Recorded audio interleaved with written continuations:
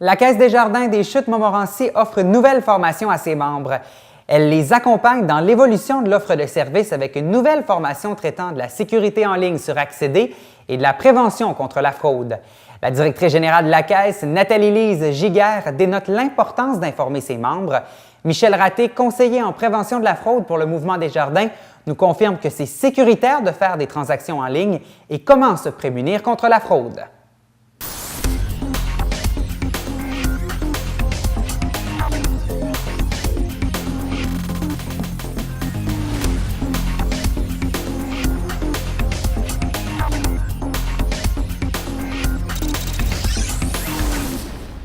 Aujourd'hui, je suis venu parler aux gens pour leur dire que faire des transactions sur Accéder, c'est sécuritaire. Il y a une façon de procéder, c'est ce que j'ai expliqué aujourd'hui. J'ai expliqué également les types de fraudes qui existent pour que les gens soient au courant que les fraudeurs peuvent effectivement être présents sur Internet. Il y a une personne qui leur a montré comment effectuer des opérations sur Accéder, puis par la suite, je suis intervenu pour dire de quelle façon on doit faire ça sécuritairement. Bon, Madame Giguère, c'est important pour vous d'informer vos membres parce que je présume qu'il y a plusieurs personnes qui sont craintives de faire des transactions en ligne, donc c'est important de les informer.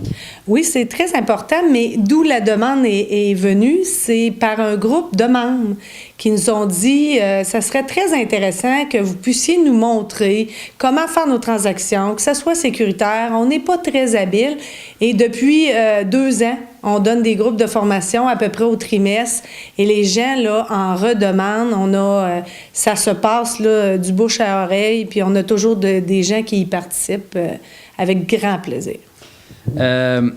Maintenant, la grande question, là, est-ce que c'est sécuritaire de faire des transactions en ligne, par exemple, sur Accéder? Effectivement, c'est sécuritaire. C'est sûr qu'il y a une façon de procéder. On en a parlé beaucoup ce matin. Évidemment, le site étant sécurisé, on a un HTTPS et il apparaît également un cadenas. À partir du moment qu'on voit ça à l'écran, on est certain qu'on est sur un site sécurisé. Et à partir du moment qu'on se connecte sur Accéder, il n'y a aucun problème, il n'y a aucune façon que le fraudeur peut venir intervenir dans la transaction. Donc, c'est sécuritaire. Effectivement. Vous êtes venu parler aux gens de sécurité en ligne, mais aussi de prévention contre la fraude. Alors, comment on fait pour se prémunir contre la fraude? Évidemment, tout d'abord, ça prend un bon antivirus, c'est ce que je disais tout à l'heure. Il faut être vigilant sur tout ce qu'on reçoit sur Internet. Il y a beaucoup de choses qu'on voit là. J'explique aux gens surtout de ne pas répondre à des courriels non sollicités parce que malheureusement, il peut y avoir des virus qui rentrent dans le système informatique et par la suite, ces gens-là vont venir chercher leur mot de passe et peut avoir accès à ce moment-là à des informations confidentielles. Donc, c'est un peu ce que j'expliquais ce matin à la rencontre, la façon de procéder quand on se branche sur Accéder, de vider la mémoire de l'ordinateur au besoin, de s'assurer qu'on met à jour l'antivirus. On parle de fraude ici, peut-être d'hameçonnage. Oui. Si, par exemple, on soupçonne quoi que ce soit, qu'est-ce qu'on peut faire et qu'est-ce qu'on doit faire? Donc, à partir du moment qu'on soupçonne, qu'on a un doute, faut absolument communiquer avec soit la Caisse ou soit protection-desjardins.com. À ce moment-là, on souligne le doute, puis à partir de ce moment-là, on va suspendre la carte.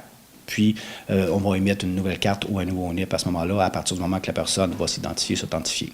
Donc, c'est le réflexe qu'on dit aux gens.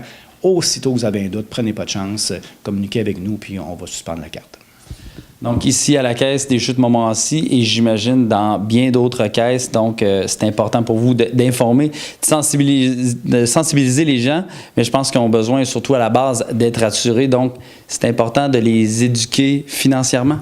Oui, l'éducation financière fait partie de notre mission première. Donc, autant au niveau des jeunes, des membres déjà qui transigent depuis longtemps, mais qui sont pas nés, comme on dit, avec une manette de jeux vidéo à la main.